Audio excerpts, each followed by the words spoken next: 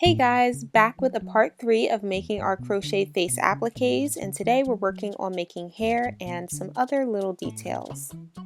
Materials for this part, you're going to need a yarn color of your choice, crochet hook, darning needle, pair of scissors, and a playlist. Once again, my song recommendations will be found in the playlist in the description below.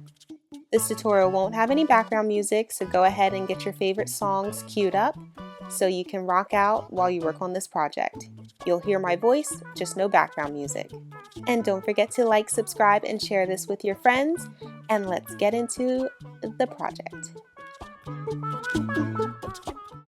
Okay, we are making it towards the end. I'm so excited for this to be over, but we need to go ahead and add some hair onto these guys. If you want to leave your people bald, that's your prerogative, but I'm going to give them some hair. So for each of my peeps, I have 2 different hair colors.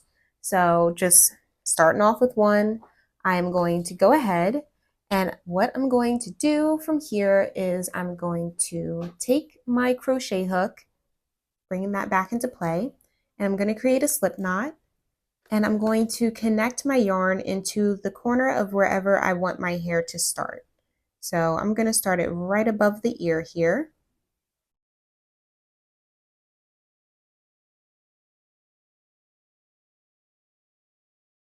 And then once your yarn is attached into whatever corner you want, you're going to go ahead and do 1 row however far over you want your hair line to be. So I'm literally just going to go from ear to ear. So I'm going to put 1 single crochet into each of these stitches along the top edge of my head.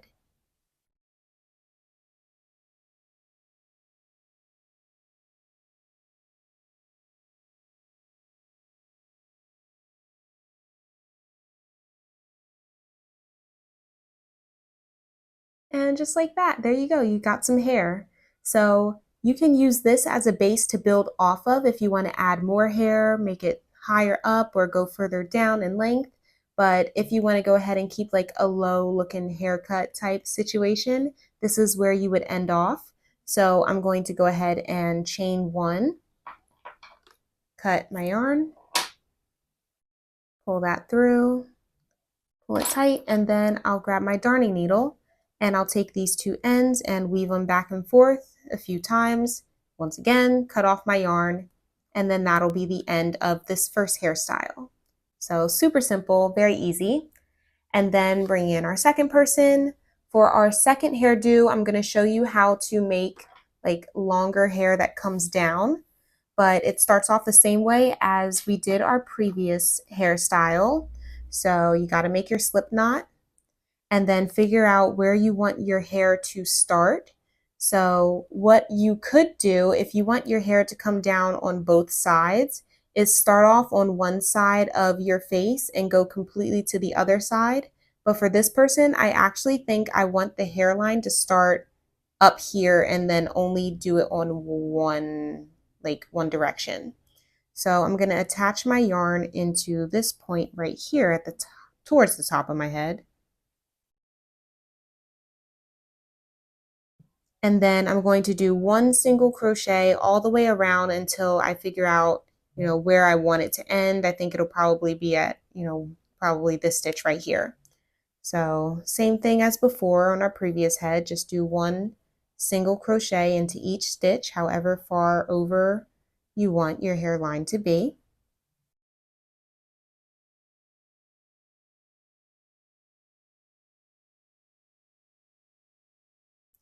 I think I'm actually going to do it a little bit further down than I thought initially. One more. So that last stitch there was trying to fight me.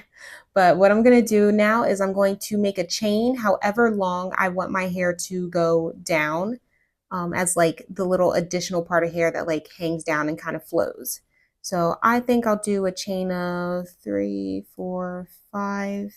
Yeah, do a chain of 5. You can do it however long you want, but as you can see, this will be the like part of the hair that hangs down. So once you have the length that you want, you're going to chain an additional 1, and then you're going to flip your work over and you're going to work your way back up, putting 1 single crochet into each of your stitches that you chained, however many you did, and then work your way back up the head. So let me just put one single crochet into each of these 5 stitches that I did, or 5 additional chains that I made. Okay, so it took me a minute, but I did my single crochets into the additional chains that I made. And now what I have left to do is go ahead and do a single crochet up along the side of the length of my hairline. Now I don't want this hair to be super like high up and go too far out. I want to keep it pretty close to what it's already looking like. So only for like the next 3 stitches will I do one single crochet, and then the rest I'll just leave it be. So one single crochet into these next 3 stitches.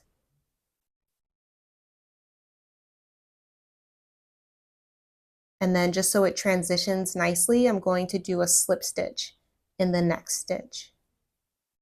Then from there, I'll chain 1 and cut my yarn.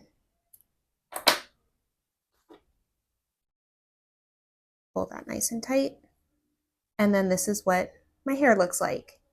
And if you want, you can continue to go up and down and up and down and make your hair as high and wide, or go from side to side, do whatever you want. You can really have some fun when making the hair.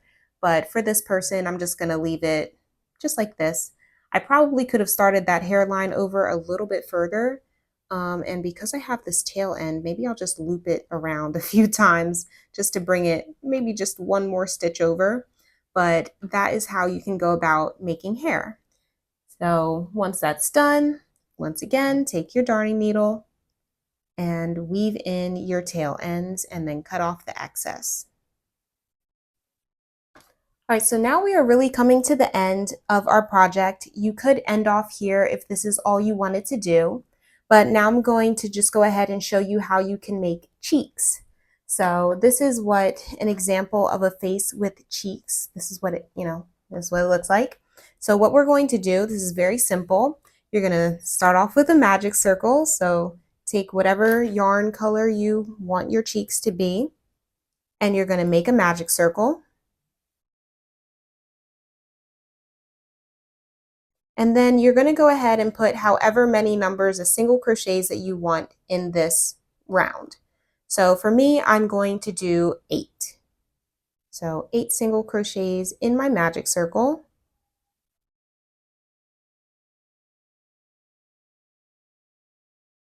Then I'm going to pull the tail end nice and close, tight, so that there's no gap in the middle of my circle.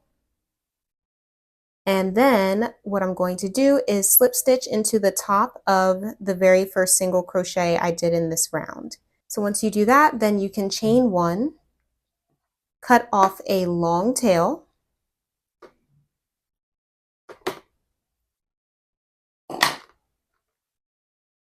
and pull that through. And that is what your cheek will look like. And then what you can do is take your darning needle and use these 2 tail ends to weave your cheek in place. Now, the reason why this cheek looks so big on this head is because the yarn that I'm using is a little bit too thick. So you might want to use a thinner yarn. So maybe like a, what do they call it? Like a thread yarn. I think that's what they call it. That would be better for doing cheeks, just because this is going to be a little bit big. Just your, pretty basic, I don't know, basic size acrylic yarn. Might be too big. Unless you make your head bigger, then that's a different situation. But you would go ahead and just do it like that. You'd make a second one, obviously, and then just weave them back and forth in place on wherever you would want your, cheeks to be on your face. So that's how you can go about making cheeks. Another thing that you can do, which I think is really fun, is you could also bead your project. So you can do it around the clothing, or make a little beaded hair tie, or add little things into the hair just to, play around and spice it up. So if you were to do that, obviously you'd want to have some beads and some thread. And the same way that you went about making your facial features, you would just go ahead and, add on some cool little beading to your project. So that is also something you could do. And lastly, the other thing you could do if you wanted is you could add earrings into the ears that you've made. So here's an example I have here of me doing earrings. Hopefully you can see that okay. There's just two little red dots. So all I did was I took some yarn, I reached up from the back side, and then like just a centimeter over, I reached back down and pulled that thread through. So it just created one little loop and it created this little appearance of earrings. And then for this one, as you can see, I weaved in none of the ends on this, so it's really messy, but that's how you can go about making earrings. So you can play around with this as much as you want and see what different type of facial features you can, create, and you see what you end up coming up with.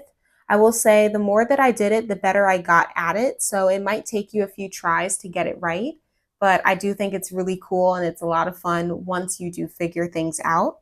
So play around, make your faces, see what happens. And I would be really excited to see what your faces end up looking like. So definitely make sure that you tag me in any photos if you choose to post anything on Instagram, because I really would like to see what you guys do with these. And then there are lots of different ways you can use them. Me personally, I put them on clothing, but you can make a patch out of it and put it on a handbag. You can turn it into a magnet. Lots of different things you can do with this. So I hope you found this little series of tutorials helpful, and I wish you guys the best with making your little crocheted faces. And I will see you guys soon with another video. So make sure you're subscribed. Make sure you like this video if you liked it, and I will see you guys very soon. Bye-bye.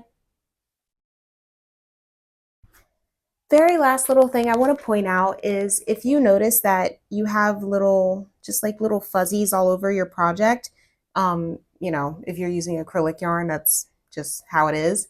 What you can do is take a lighter and go ahead and very quickly, don't go doing this too long, but brush it over top of your project a few times, and you'll notice that all those little fuzzy things like go away, and it just makes your project look more finished and pretty, in my opinion. But it's just a cleaner look than having the little fuzzy pieces, which, oh my gosh, you can already see the difference. So if that's something you care to do, you can do this step. I do think it's very crucial in having a really nice finished product, but the call is yours. Either way, this is something that you can do. Just make sure you don't hold your lighter on your product or on your project in any one place too long, or else you will have a very not so cute little burn mark on your work. But nonetheless, that's how you can go ahead and make sure that your projects look really nice and clean.